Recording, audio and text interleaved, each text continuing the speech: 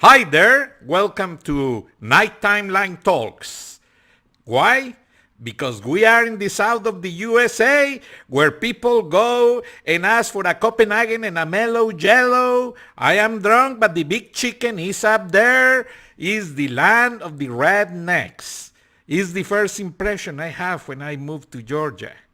Why they call them rednecks for people who is not from Georgia? Well, they are blue collar workers, people that works mostly construction and other places. And then the sunlight burn their necks. And they have the neck red all day long because they are exposed for long time periods or long periods of time to the sunlight. Sorry, I talk in Spanish, I translating into English. Sometimes it's confused. I speak three different languages. I apologize. And what happens is Georgia is populated by a big average of people from all over the world. There are a lot of Hispanics, Mexicans, a lot of people from India and Pakistan, a lot of people from Asia, China, Korea, etc. A lot of Europeans, people from France and other places.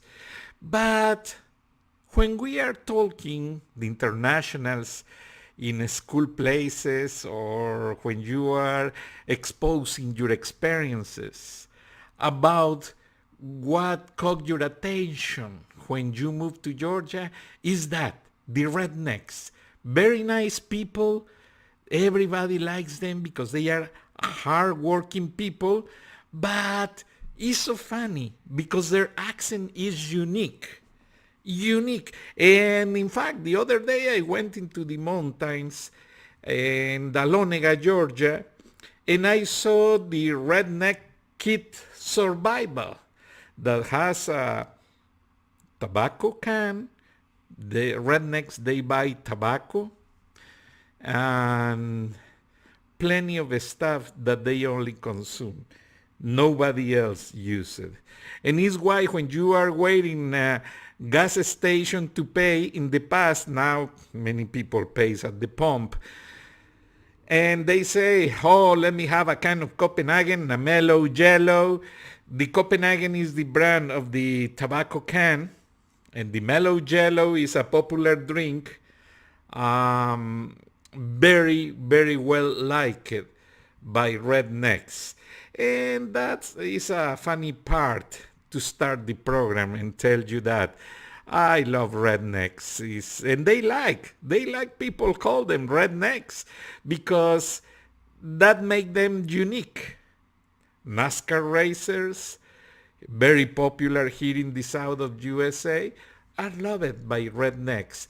Many, many things. But today we are exchanging that unique experience of being international, living in a foreign country like USA, very, very important for many of us in the times when we have to understand how to survive difficult times like the pandemic times. Why? Because in other cultures, social distance is almost impossible. In America, they apply social distance. You only see your neighbor in special occasions. Otherwise, you don't see your next door neighbor anymore. Number one. Number two, Americans don't shake hands mostly, only in important events, a closing of a business or something like that.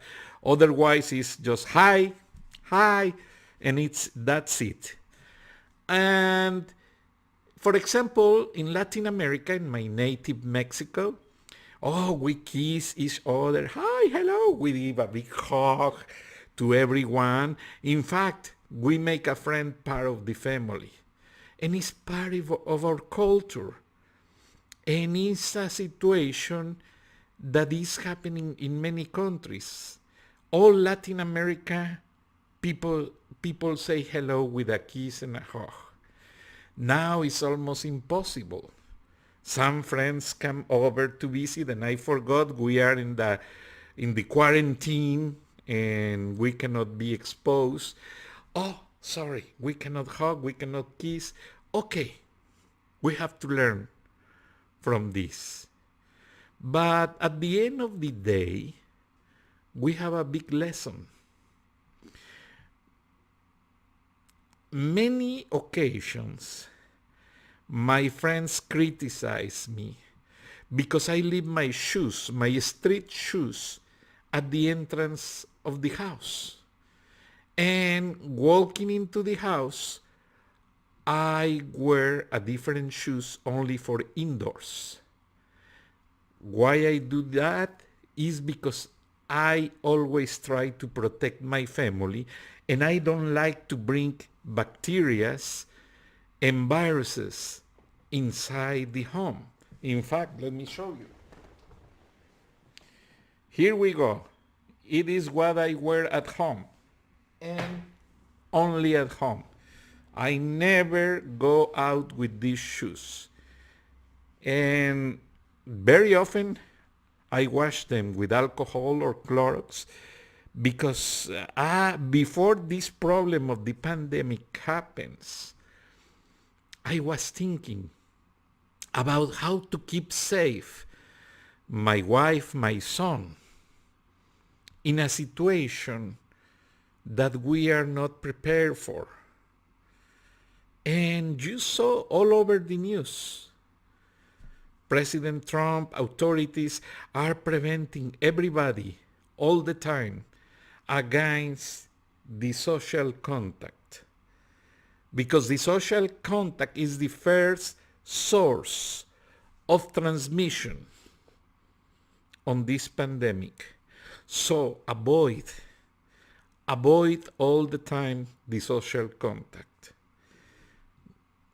Authorities have not enough space in hospitals to take care of the big average of people that report positive after the test or that feel the symptoms and they say, oh, I'm feeling the fever, I'm feeling ill, I feel my stomach in bad shape. We must do something. Then we have to take care of every step. Sorry guys, we have an important news break and I have to attend in order to follow up because as you know we have this program on air, but we also have a version in Spanish with our affiliates and I have to process the news break. President Trump is announcing beside the Army generals and Marines and the Department of Justice alerting all the authorities in all the United States ports, borders, everywhere that the intelligence, the American intelligence detect drug cartels trying to approach the distraction of the authorities to attend the coronavirus pandemic and smuggle drugs and people into the United States. Apparently, a couple operations reveal that the drug cartels were trying to do that, and the White House has an alert report from the intelligence agencies, and they stop. The story is live all over the networks. Let me show you. I don't know if you can see all over the networks are broadcasting live right now announcing the special operation of the armed forces in course to assist the coronavirus process, but parallel to it, they will not allow drug cartels smuggle or bring more drugs into the American territory. And we were talking about the effect of using the tradition of rednecks on this territory. We are in the south of the US. And when I arrived at the end of the 1980s, I still saw the remains of the sad racial situation that America lives. But I was telling you that I have learned in a museum, in a very tiny frame that says, here in Georgia, don't use the word picnic, because picnic means that, pick a nigger.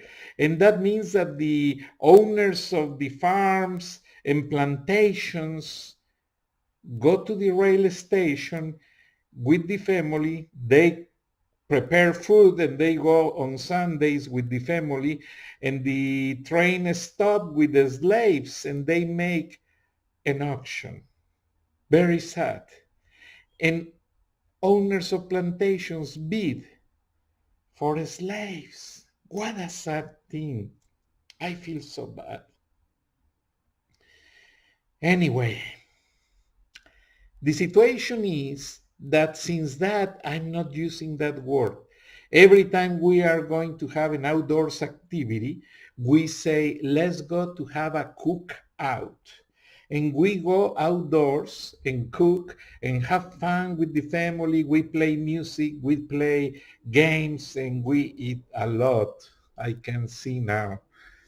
And what happens is the meaning of this program is approach this time to invite you to don't use that word anymore. And it's so sad because I used to live in California and nobody in California mentioned this before. Nobody in other states mention situations or facts on this regard until I arrived to Atlanta and visit the Dr. Martin Luther King Jr. Museum. Highly recommended to you. And right now is a national celebration and is a national place. And also what I like to mention is that I am so glad that situation is over, but some ill people still use that situation to affect colored people. And the reason why I bring this to your attention now is because Hispanics, Latinos, we are suffering the same way African Americans live, underpaid, very extreme hard workloads, no benefits, no rights, and it's sad, but happens in the country leader in justice and human rights. Still a lot of things happen, and we must to do our part to stop that situation and educate our kids to don't allow anyone use abusive language, don't allow to anyone to diminish our rights. Everybody has rights on this country, in the world, and it's important to keep that in mind. And especially in Georgia. Somebody told me, Francisco, Coca-Cola put Atlanta on the world map location. And I say no. The first time I heard in my life the name of Atlanta was listening a story about Dr. Martin Luther King. And the person shut their mouth and told me, you're right. You are completely right. That is the truth. And then it's a nice experience live in the south of USA and educate your kids here. But as well is important to show to your kids the education of this part of the country, meaning museums, meaning history, meaning many things. One of the things we try to do all the time with our son is that he has to learn the culture on both sides of the border. The culture here in Georgia, and also learn the history on Mexico and Latin America. That is crucial to develop on your kid's mind the importance of being open-minded, especially right now that many jobs don't require only a college degree, a bachelor degree.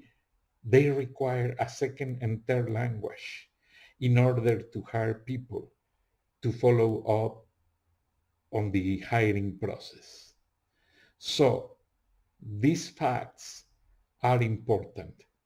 And as I mentioned the jokes at the beginning, and I give my apologies to the rednecks, I love all of them. They are very smart people, very good hunters, very good hunters. They love to hunt.